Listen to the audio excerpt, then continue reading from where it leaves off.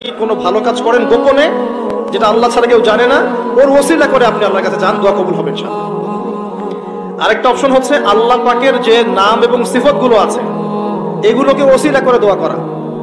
যেমন আল্লাহ তোমার রহমান নামের ওসিলায় আমি তোমার কাছে দয়া চাচ্ছি, তোমার আল গফুর নামের ওসিলায় আমি ক্ষমা চাচ্ছি, তোমার আর রাজ্জাক নামের ওসিলায় আমি রিজিক চাচ্ছি, ওয়াহাব নামের ওসিলায় আমি সন্তান চাচ্ছি ইত্যাদি।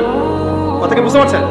যে নামের সাথে যে বিষয়টা যায় এটা ওসিলা করে আপনি দোয়া করলে ইনশাআল্লাহ তাআলা আপনি আপনার ফলাফল পাবেন। আর একটা সবচেয়ে বড় অস্ত্র শিখিয়ে দিচ্ছি, এটা আমি কাউকে শিখাইনি আজ পর্যন্ত, আজকেই প্রথম। আমি আমার জীবনে দেখেছি এই ওসিলা করে যা চেয়েছি পাইনি এমন কোনোদিনও যায় নাই। আলহামদুলিল্লাহ, আমি সম্পূর্ণ আল্লাহ পাকের কৃতজ্ঞতা এবং শুকরিয়া আদায় করছি। এইটা ওসিলা করে আমি যা চেয়েছি আমি সারা জীবনে তাই পেয়েছি। এবং আমি বিশ্বাস করি আমি যা পেয়েছি, এই বয়সে আমি যা পেয়েছি আল্লাহ পাক কোটি কোটি মানুষকে তা দেন নাই, এটা আমি বিশ্বাস করি। এই বয়সে আমি যা পেয়েছি আল্লাহ পাক আমাকে যা দিয়েছেন, যত দিয়েছেন, কোটি কোটি মানুষকে আল্লাহ পাক তা দেন নাই, আমি এমনটাই মনে করি। আমি কি শিখাই দেব সেটা? আপনি আল্লাহ পাকের তাওহীদের ওসিলা দিয়ে দোয়া করেন। দোয়া করতে করতে আল্লাহকে বলেন, আল্লাহ তোমার তাওহীদের কালিমা লা ইলাহা ইল্লাল্লাহ এর ওসিলা করে তোমার কাছে আমি চাচ্ছি, আপনি পাবেন ইনশাআল্লাহ। যদি আপনার রিজিক হালাল হয়, যদি আপনার আকীদা, যদি আপনার আমলে বেদাত না থাকে, ইনশাআল্লাহ পাবেন। এর পরেও দুটো কথা আছে, সেটা হলো যদি দেখেন পান নাই, ইনস্ট্যান্ট পান নাই, মনে করবেন না দোয়া কবুল হয় নাই। এমনও দোয়া আছে যে আমি 10 বছর থেকে করছি এখনো পাইনি। এমন দোয়া আছে আমি নিজেই 10 বছর থেকে করছি, আমার কাছে মনে হয় 2009-10 সাল থেকে আমি করছি, এখন পর্যন্ত পাইনি, ইনশাআল্লাহ পাবো। তো ইনস্ট্যান্ট সব পেতে হবে এমন নয়।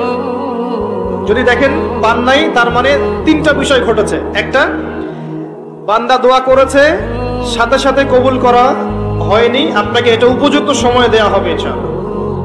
2 নাম্বার, এই যে আপনি আল্লাহর কাছে চেয়েছেন এর ওসিলায় আল্লাহ পাক আপনার 2 নাম্বার, এই যে আপনি আল্লাহর কাছে চেয়েছেন এর ওসিলায় আল্লাহ পাক আপনার আমল, আপনার তাকদীর থেকে কোনো বিপদ আপদ সরিয়ে দিয়েছেন। আপনি বুঝতে পারেন নাই, আপনি দোয়া করেছেন, হয়তো মনে হচ্ছে আপনি পান নাই, কিন্তু এর ওসিলায় আল্লাহ পাক আপনার তাকদীর থেকে কোনো বিপদকে মিটিয়ে দিয়েছেন, আপনি বুঝতে পারেননি। আরেকটা হচ্ছে দুটার কোনোটাই হয়নি, পরকালে কিয়ামতের মাঠে আল্লাহ আপনাকে দিবেন জন্য জমা রেখেছেন। অতএব দোয়া করলে কোনো লস নাই। বেশি বেশি দোয়া করবেন, সিজদায় বেশি বেশি দোয়া করবেন, ফরজ সালাতের আগে পরে করবেন, নরমালি হাত তুলে দোয়া করবেন, নফল নামাজ পড়ে করবেন, দান সাদাকা করে করবেন, কোরআন তেলাওয়াত করে করবেন, দোয়া বাড়িয়ে দেন। আত্মশুদ্ধির কথা আমরা যে বলি না, কয়েকটা বিষয় জড়িত। বেশি বেশি কোরআন তেলাওয়াত করলে আত্মশুদ্ধি হয়, বেশি বেশি জিকির করলে আত্মশুদ্ধি হয়, আল্লাহওয়ালা মানুষের সহবতে গিয়ে পড়ে থাকলে বেশি বেশি দোয়া করলে আত্মশুদ্ধি হয়, বেশি বেশি পরকালের কথা ফিকির করলে আত্মশুদ্ধি হয়। এগুলো খুব বেশি প্রয়োজন। আত্মশুদ্ধি না থাকলে আমরা আগামীতে পথ চলতে পারবো না। একটা বাতি থেকেই বাতি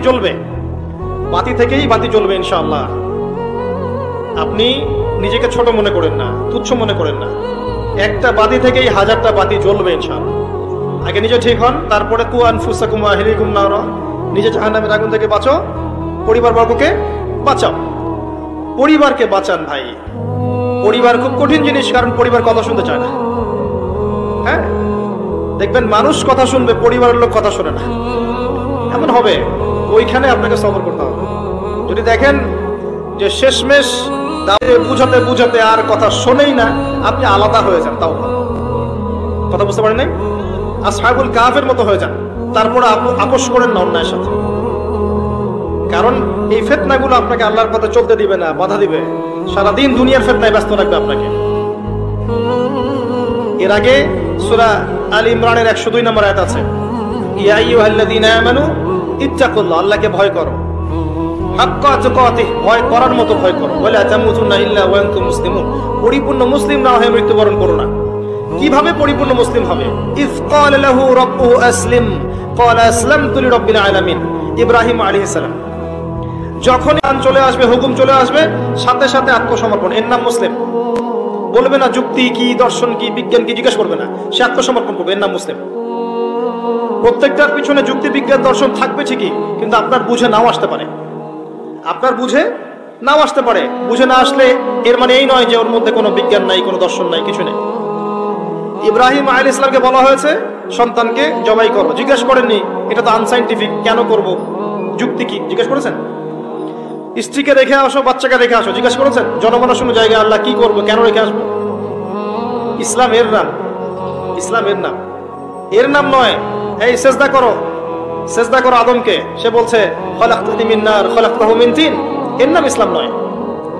কথা কি বুঝতে পারছেন? যুক্তি দিচ্ছে উল্টা, আমাকে সৃষ্টি করেছে আগুন দিয়ে, তাকে মাটি দিয়ে, কেন আমি সেজদা করতে যাবো? এর নাম মুসলিম নয়, এর নাম ইসলাম নয়। ইয ক্বালা লাহু রাব্বুহু আসলিম ক্বালা আসলামতু লিরাব্বিল আলামিন, এর নাম ইসলাম।